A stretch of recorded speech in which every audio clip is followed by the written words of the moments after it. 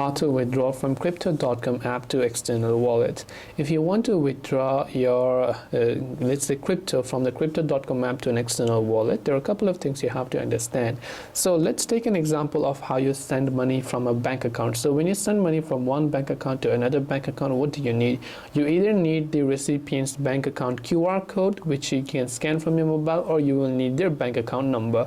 Similarly is the case on the crypto platform as well. If you're trying to send from crypto.com app to, let's say, Coinbase, Binance, or whatever, you need their respective wallet address of the crypto you're trying to send. For example, again, if you're trying to send Bitcoin from crypto.com to Coinbase, you need to copy the Bitcoin wallet address from your Coinbase account, or whoever is trying to actually receive from you, you have to ask them for their wallet address, and then only you'll be able to send Bitcoin. So remember, if you're trying to send Bitcoin, it has to be a Bitcoin wallet address. If you're trying to send Ethereum, it has to be an Ethereum wallet address. It cannot be other way around.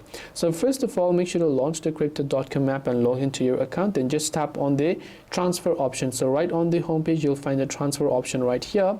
Then once you tap on the transfer option, you can see crypto transfer, the deposit, or withdraw. So of course, you want to just tap on the withdraw button. After you do that, you can either withdraw it or send it to one of the crypto.com users, but as I said, to crypto.com exchange or an external wallet. So you can tap on the external wallet button and simply paste the wallet address that you have copied or someone have given it to you, and select the network of that address and enter the amount, and you'll be able to send crypto.com to an external wallet. I hope this video helped you out. If you have any questions, feel free to leave them down. Thanks for watching, and see you in the next video.